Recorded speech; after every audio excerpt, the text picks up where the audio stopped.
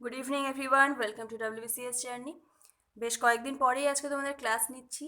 আর in fact তোমাদের জন্য একটা সারপ্রাইজ আছে, বাট আজকে আমি সেটা বলবো না। 3-4 দিন কি 5 দিন মতো ওয়েট করে যাও, দেন আমি তোমাদেরকে ইউটিউবে একটা ভিডিও করে সেটা নিয়ে বলে দেবো। তোমাদের এক্সামের জন্য ভীষণ হেল্প হবে, বাট এখন সেটা আমি বলবো না আমি কি সারপ্রাইজ রয়েছে তোমাদের জন্য। তো চলো আজকে ক্লাস স্টার্ট করি। আমরা ইন্ডিয়ান পলিটিতে প্রেসিডেন্ট নিয়ে ডিসকাস করবো আজকে, যে প্রেসিডেন্টটা ভীষণ ইম্পর্টেন্ট একটা চ্যাপ্টার WBCS এর জন্য, ইনফ্যাক্ট বাকি সমস্ত জব এক্সামের জন্যই। তো চলো আজকে ক্লাস স্টার্ট করি।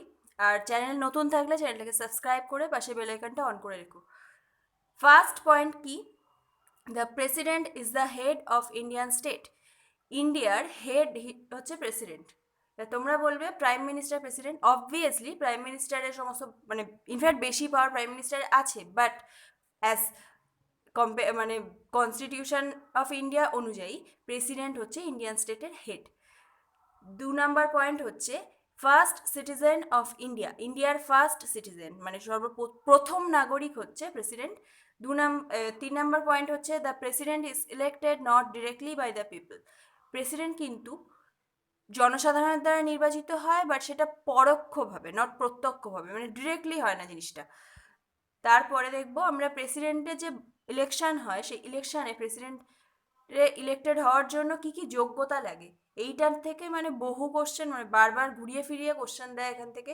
তার মধ্যে প্রথমটা তো ঠিক আছে, ইম্পর্টেন্ট, ভালো কথা, should be a citizen of India. President হতে গেলে একজন ভারতের নাগরিক হতে হবে। বাট এই 2 নম্বর পয়েন্টটা অলমোস্ট সব এক্সামে বেশ কয়েকবার করে এসে গেছি। Should have completed 35 years of age. তোমাকে কোশ্চেন করবে যে প্রেসিডেন্ট হতে গেলে ন্যূনতম মিনিমাম এজ কত হতে হবে, তো সেটা কি হয়ে যাবে অ্যান্সার? 35 বছর বয়স। 3 নম্বর, should be qualified for election as a member of the Lok Sabha. President হতে গেলে লোকসভার মেম্বার হওয়ার জন্য যে যোগ্যতা লাগে, মেম্বার হিসেবে ইলেক্টেড হওয়ার জন্য যে যোগ্যতা লাগে, সেই যোগ্যতা প্রেসিডেন্টেরও থাকতে হবে, otherwise he is not qualified for election as president. Then হচ্ছে should not hold any office of profit. কোনো অফিস অফ প্রফিট হোল্ড করা যাবে না। Next point, qualification for nomination of a candidate for election as president. প্রেসিডেন্টের ইলেকশনের জন্য যে nomination হয়, নমিনেট করা হয় ক্যান্ডিডেটদের, তো সেই ক্ষেত্রের জন্য একটা আলাদা কোয়ালিফিকেশান লাগে। কি কোয়ালিফিকেশান? ফার্স্ট পয়েন্টটা দেখে রাখো, যদি বাই চান্স দিয়ে দেয়, যেটা আসে না সেরকম, তো must be subscribed by at least 50 electors as proposers and 50 electors as seconders. But এই 2 নম্বর পয়েন্ট মোস্ট ইম্পর্টেন্ট। এটা হচ্ছে কি, make a security deposit of ₹15,000 in the RBI। প্রেসিডেন্টের ইলেকশনে মানে ক্যান্ডিডেট হিসেবে নমিনেট হতে গেলে তার কোয়ালিফাইড, এইটা তো ভীষণ ইম্পর্টেন্ট, বহুবার এসেছে। এটা কি, RBIতে 15,000 টাকা সিকিউরিটি ডিপোজিট হিসেবে জমা রাখতে হবে। বাট এইবার ধরো ভোট হয়ে গেল, ভোটে যদি তুমি মোট যতটা ভোট পড়েছে আর কি, সেই ভোটের মধ্যে 1/6 যদি তুমি না পাও, 1/6 যদি ভোট না পাও, তাহলে তোমার এই 15,000 টাকা বাজেয়াপ্ত হয়ে যাবে, RBI থেকে বাজেয়াপ্ত হয়ে যাবে। বাট যদি 6/1 পেয়ে যাও, বা 1 ভাগের থেকে বেশি পেয়ে যাও, ইনফ্যাক্ট আরও ভালো, তাহলে সেক্ষেত্রে এই টাকাটা তোমারই থাকবে, মানে যে প্রেসিডেন্ট তারই থাকবে। এবার দেখো ইলেকশন নিয়ে যে বলবো, যে the president is elected not directly by মানে বলতে চাইছি যে পিপলসদের দ্বারা ডিরেক্টলি হচ্ছে ইলেক্টেড না, বাট কাদের দ্বারা ইলেক্টেড সেটা কি হয়ে যাবে, electoral college, members of electoral college consisting of. এবার এই কারা এগুলো? তো the elected members of both the houses of parliament. আশা করি মানে বুঝতে পেরেছো। পার্লামেন্টের যে দুটো হাউস, লোকসভা অ্যান্ড রাজ্যসভা, এই দুটো হাউসের যারা ইলেক্টেড মেম্বার। দেন হচ্ছে elected members of the legislative assemblies of the states. Next point, the president's election is held in accordance with the system of proportional representation by means of the single transferable vote.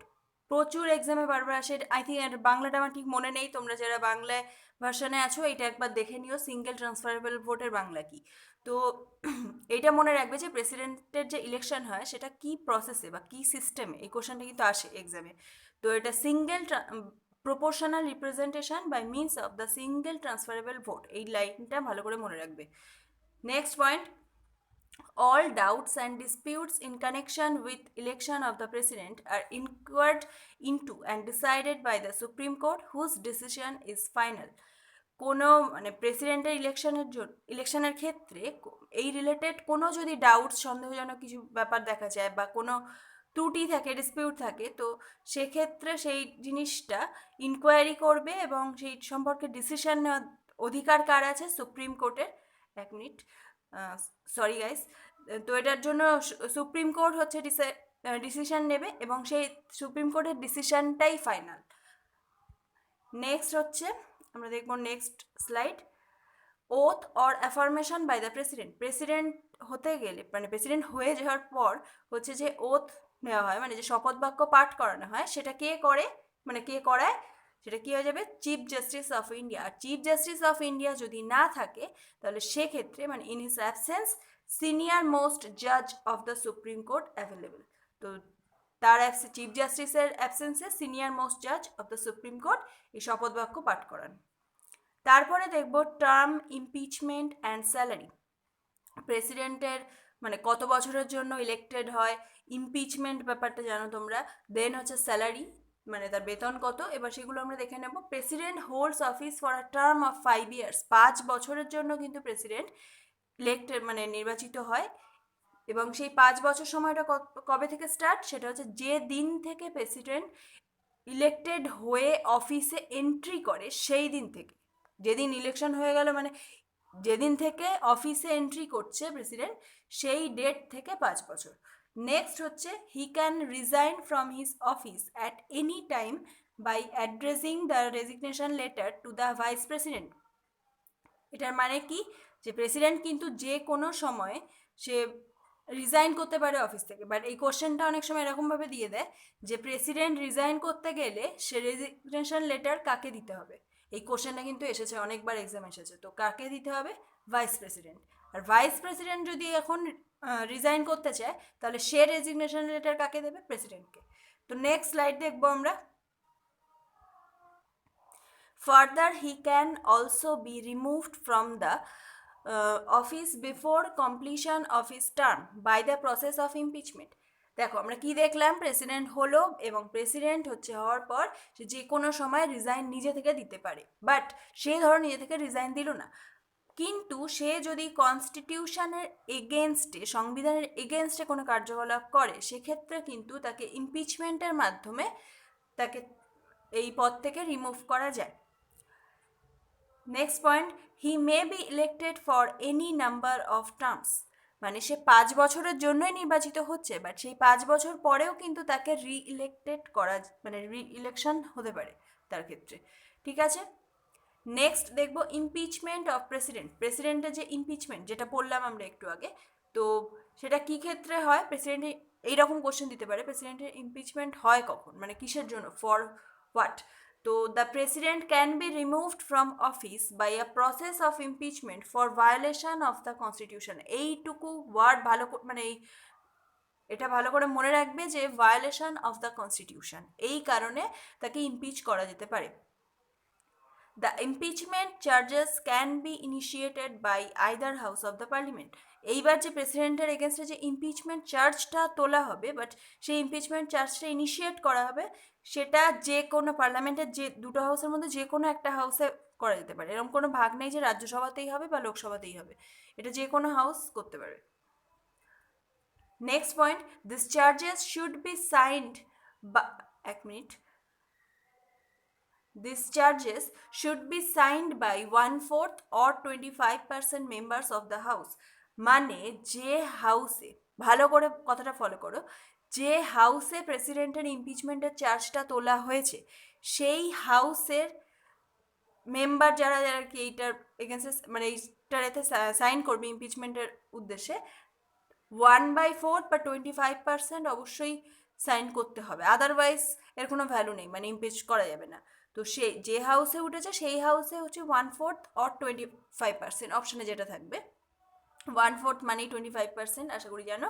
তো next point কি, 14 days notice should be given to the president. তাকে impeach মানে আজ হয়ে গেল, vote পেয়ে গেল, হয়ে গেল, এবার তাকে হচ্ছে তুমি ধুম করে কাল বের করে দিলে, এরকম হবে না। তাকে 14 দিনের নোটিশ দিতে হবে আগে থেকে। After the impeachment resolution is passed by a majority of 2/3 of the total membership of that house, it's sent to the other house. মানে যে হাউসে জিনিসটা আর কি ফ্রেম করা হলো এই ব্যাপারটা নিয়ে, ইমপিচমেন্টের ব্যাপারে, সেই হাউসের 2/3 অফ দ্য টোটাল মেম্বারশিপ, এই মেজরিটি যদি পায় ইমপিচমেন্টের ব্যাপারটা, সেক্ষেত্রে কিন্তু অন্য হাউসে, মানে ধরো লোকসভায় উঠলো ফার্স্টে, রাজ্যসভায় তখন গেল, বা রাজ্যসভায় ফার্স্টে যদি থাকে তখন লোকসভায় পাঠানো হচ্ছে এই ব্যাপারে আর কি ইনভেস্টিগেট করার জন্য। Impeachment is a quasi judicial procedure in the parliament. Impeachment কী টাইপসের প্রসিডিওর যদি জিজ্ঞেস করে, মানে কোশ্চেন যদি দিয়ে দেয়, তাহলে মনে রাখবে কোয়াসি জুডিশিয়াল। এই টার্মগুলো মনে রাখা দরকার, পলিটির জন্য ভীষণ important term. The nominated members of either house of parliament can participate in the impeachment of the president, though they don't participate in his election. আমরা যখন প্রেসিডেন্টের ইলেকশন নিয়ে দেখলাম, ইলেকশনে কি বলা হয়েছিল, ইলেকশনে যারা হচ্ছে elected members of the house তারাই হচ্ছে ইলেকশনে অংশগ্রহণ করতে পারবে, বাট যারা হচ্ছে নমিনেটেড মেম্বার তারা কিন্তু ইলেকশনে অংশগ্রহণ করতে পারতো না, প্রেসিডেন্টের ইলেকশনের কথা বলছি। তো বাট সেই যারা nominated members of either house of the parliament তারা কিন্তু এই ইমপিচমেন্টের ক্ষেত্রে পার্টিসিপেট করতে পারবে। এবার পরে নেক্সট পয়েন্ট দেখবো কি, ঠিক এটার উল্টোটাই, যে আচ্ছা লেজিসলেটিভ অ্যাসেম্বলির ক্ষেত্রে বলা হচ্ছে এবার, the elected members of the legislative Assembly's of states don't participate in the impeachment of the president, though they participate in his election. এই যে লেজিসলেটিভ অ্যাসেম্বলির যারা ইলেক্টেড মেম্বার, এরা কিন্তু প্রেসিডেন্টের ইমপিচমেন্টে এরা পার্টিসিপেট করতে পারে না, বাট এরা কিন্তু ইলেকশনে পার্টিসিপেট করে, তখনই তোমাদের বলেছি। তো ভালো করে ভিডিওটা বারবার দেখবে। নেক্সট পয়েন্ট কি, vacancy in the presidents office. Presidents অফিসে ভ্যাকেন্সির ব্যাপারটা, মানে অফিসের খালি হয়ে যাওয়ার ব্যাপারটা বলা হচ্ছে। On the expiry office tenure of 5 years, প্রেসিডেন্টের অফিস কখন ভ্যাকেন্ট থাকে, প্রেসিডেন্টসের যে টেনিওর বা টার্ম 5 বছর, সেইটা শেষ হয়ে গেলে প্রেসিডেন্টের অফিস খালি। আদারওয়াইজ বাই হিজ ডেথ, সে যদি মারা যায় সেক্ষেত্রে ভ্যাকেন্ট হবে প্রেসিডেন্টের সিট। দেন হচ্ছে বাই হিজ রেজিগনেশন, সে যদি রিজাইন দিয়ে দেয় সেক্ষেত্রে। 4 number, on his removal by the process of impeachment, তাকে যদি ইমপিচড করা হয় তাহলে সেক্ষেত্রেও কিন্তু ভ্যাকেন্ট হচ্ছে পদটা। এবার দেখব কি, if the office falls vacant by resignation, removal, death or otherwise. ভালো করে ফলো করো, অফিস যদি ভ্যাকেন্ট হয়, মানে এই পদটা যদি খালি থাকে, এই সিটটা কিসের মাধ্যমে খালি হলে তবেই এই ব্যাপারটা হবে, resignation, removal, death or otherwise, then election to fill the vacancy should be held within 6 months from the date of the occurrence of such a vacancy. যেদিন থেকে পদটা খালি হলো তারপর থেকে 6 মাসের মধ্যে ওই পদটা, মানে একটা ইলেকশন হতে হবে, প্রেসিডেন্ট ইলেকশন পুনরায়, ঠিক আছে। In that case the vice president acts as the president until a new president is elected. যতক্ষণ না নতুন প্রেসিডেন্ট ইলেক্টেড হচ্ছে না ততক্ষণ ভাইস প্রেসিডেন্ট তার জায়গায় কাজ করবে। When the sitting president is unable to discharge his functions due to absence, illness, or any other cause, the vice president discharges his functions actually দেখো আমি আগে একটা কথা বলতে ভুলে গেলাম, এই যে যতক্ষণ না নিউ প্রেসিডেন্ট ইলেক্টেড হচ্ছে না, বাট মানে এটা তখনই যে যদি ভোট, মানে ওই যে ইলেকশনটা হতে যদি দেরি হয় কোনো কারণে, সেক্ষেত্রে এই ব্যাপারটা যে vice president acts as the president, ঠিক আছে। এবার আমরা কি দেখবো, যে ধরো কোনো ক্ষেত্রে প্রেসিডেন্ট মানে রিমুভ হয়নি কোনোভাবেই, এবার প্রেসিডেন্ট অসুস্থ বা সে কোনো কারণে অ্যাবসেন্ট অফিসে, এনি রিজনে, সেক্ষেত্রে ভাইস প্রেসিডেন্ট কিন্তু তার দায়িত্বটা নিতে পারে যতদিন না প্রেসিডেন্ট অফিসে আবার ব্যাক করছেন, ঠিক আছে। In case of the office of vice president is vacant.